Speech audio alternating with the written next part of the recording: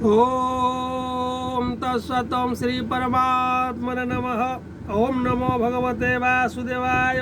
समस्त गीता प्रेमी दर्शक वृंद को मोर नमस्कार। आज गीता प्रसंग श्रीमद् भगवत गीता षष्ठ अध्याय आत्मसंयम योग 46 नंबर श्लोकर कथावस्तु चलतु किसी जानिबा। जोग भ्रष्ट गति विषय समाप्त करी भगवान वर्तमान जोगींकर महिमा गारिमा महत्व कथा अर्जुन को कहउचंती। आउ से जोगींकर महिमा कहवा को जाई वर्तमान भगवान श्रीकृष्ण अर्जुन कहउचंती, आज्ञा देउचंती अर्जुन को जोगी तुम्हें हे जाओ। जोगी हवा को आज्ञा देउचंती। जोगी हवार तात्पर्य और महिमा मध्य कहउचंती। तपस्वीभ्यो अधिकं जोगी ज्ञानीभ्योऽपि मतोऽधिकः कर्मीभ्यश्चाधिकं जोगी तस्माद् जोगी भवार्जुन। तपस्वीभ्यो अधिकं जोगी जोगींगर महिमा से कहउचंती तपस्वी मान ठारू मध्य जोगी श्रेष्ठ, तुम जोगी ही जाओ। ज्ञानीभ्योऽपि मतोऽधिक, मो मतरे अधिक कौन अधिक ज्ञानी मन ठारू मध्य जोगी श्रेष्ठ, तुम्हें जोगी हो जाओ। कर्मीभ्यश्चाधिकं जोगी, जो माने कर्म कांडी लोक कर्म करती से कर्म जोगी मन ठारू मध्य जोगी श्रेष्ठ। कर्मीभ्य सकाम कर्म करुवा लोकों अपेक्षा मध्य जोगी श्रेष्ठ। तस्मात् जोगी भवार्जुन। तस्मात् जोगी भवार्जुन। तेणु तस्मात् तेणु हे अर्जुन तुम्हें जोगी हो जाओ। भव हो जाओ। तस्मात् जोगी भवार्जुन। हे अर्जुन तुम्हें जोगी हो जाओ। जोगी तपस्वी मान ठारू श्रेष्ठ, शास्त्र ज्ञानी मान ठारू मध्य श्रेष्ठ बोली गण्य एवं सकाम कर्म करुवा लोकों ठारू मध्य जोगी श्रेष्ठ। तेणु हे अर्जुन, हे महाबाहु अर्जुन, निद्राज होई तुम्हें जोगी हो जाओ। जोगी हो जाओ। जोगी हो जाओ। तपस्वीभ्यो अधिकं जोगी ज्ञानीभ्योऽपि मतोऽधिकः कर्मीभ्यश्चाधिकं जोगी तस्मात् जोगी भवार्जुन।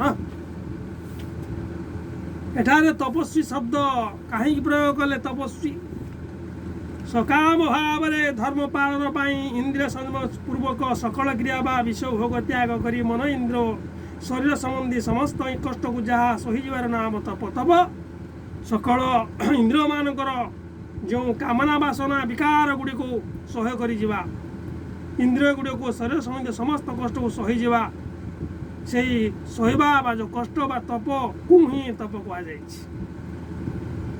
ज्ञानी अभिप्राय कौन? ज्ञानी भ्यो ज्ञानी एठारे ज्ञानी भगवत प्राप्त तत्व ज्ञानी पुरुष वाचक नुहे कि परमात्मा को पाई पारिथिबा पाइबा ज्ञान जोग साधना करुवा ज्ञानी जोगर वाचक नुहे।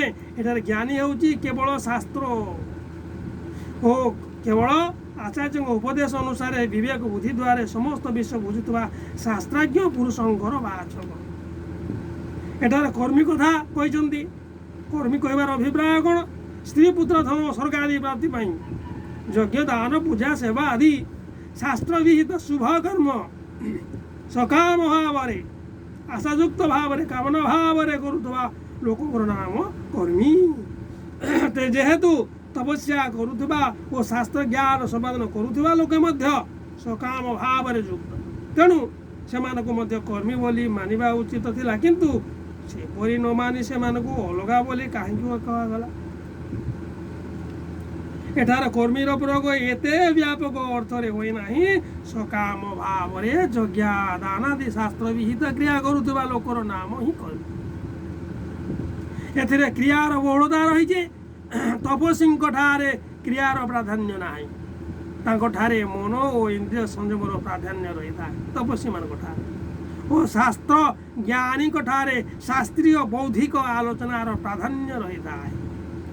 भगवान ही प्रभेद को ध्यान रखी ही କର୍ମୀଙ୍କ ମଧ୍ୟରେ ତପସ୍ୱୀ ଓ ଶାସ୍ତ୍ରଜ୍ଞାନୀମାନଙ୍କ ଠାରୁ ଅନ୍ତର୍ଭୁକ୍ତ ନକରି ସେମାନଙ୍କୁ ପୃଥକ ଭାବରେ ନିର୍ଦ୍ଦେଶ କରିଛନ୍ତି। ଏହି ଶ୍ଳୋକରେ ଯୋଗୀ ଶବ୍ଦର ଅଭିପ୍ରାୟ କ'ଣ, ତାତ୍ପର୍ଯ୍ୟ କ'ଣ, ମହତ୍ଵ କ'ଣ, ମହିମା କ'ଣ, ଗାରିମା କ'ଣ? ଏଠାରେ ଜ୍ଞାନ ଯୋଗ, ଧ୍ୟାନ ଯୋଗ, ଭକ୍ତି ଯୋଗ, କର୍ମ ଯୋଗ ଆଦି ଯେକୌଣସି ସାଧନାର ପରାକାଷ୍ଠା ରୂପକ ସମସ୍ତ ଯୋଗ ପ୍ରାପ୍ତ ପୁରୁଷଙ୍କର ନାମ ଯୋଗୀ। ଜ୍ଞାନ ଯୋଗ ଓ କର୍ମ ଯୋଗ ଏହି ଦୁଇଟି ନିଷ୍ଠା ହିଁ ସ୍ୱୀକାର କରାଯାଇଛି। ତାହେଲେ ଭକ୍ତି ଯୋଗ ଓ ଧ୍ୟାନ ଯୋଗ କ'ଣ ଏହି ଦୁଇଠାରୁ ଭିନ୍ନ? ଭକ୍ତି ଯୋଗ ଓ କର୍ମ ଯୋଗର ହିଁ ଅନ୍ତର୍ଗତ। ଯେଉଁଠି ଭକ୍ତି ପ୍ରଧାନ କର୍ମ ହୁଏ ସେଠାରେ ତାହାର ନାମ ଭକ୍ତି ଯୋଗ ଓ ଯେଉଁଠି କର୍ମ ପ୍ରଧାନ କର୍ମ ହୁଏ ସେଠାରେ ତାହାକୁ କର୍ମଯୋଗ କହନ୍ତି। ଧ୍ୟାନ ଯୋଗ ଉଭୟ ନିଷ୍ଠାରେ ସହାୟକ ହୋଇଥାଏ।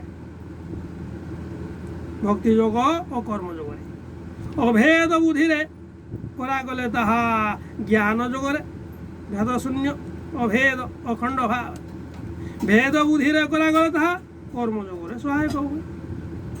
ଅଭେଦ ଜ୍ଞାନ ଯୋଗରେ, ଭେଦ ବୁଦ୍ଧିରେ କରାଗଲେ କର୍ମ ଯୋଗରେ ମଧ୍ୟ ସହାୟକ ହୋଇଥାଏ ଜ୍ଞାନ। ପୂର୍ବ ଶ୍ଳୋକରେ ଯୋଗୀଙ୍କୁ ସର୍ବଶ୍ରେଷ୍ଠ ବୋଲି କହି ଭଗବାନ ଅର୍ଜୁନକୁ ଯୋଗୀ ହେବାକୁ ଉପଦେଶ ଦେଲେ, ଆଜ୍ଞା ଦେଲେ। କିନ୍ତୁ ଜ୍ଞାନ ଯୋଗ, ଧ୍ୟାନ ଯୋଗ, ଭକ୍ତି ଯୋଗ, କର୍ମ ଯୋଗ ଆଦି ସାଧନା ମଧ୍ୟରୁ ଅର୍ଜୁନ କେଉଁ ସାଧନା କରିବା ଉଚିତ ତାହାର ସ୍ପଷ୍ଟୀକରଣ କରିନାହାନ୍ତି।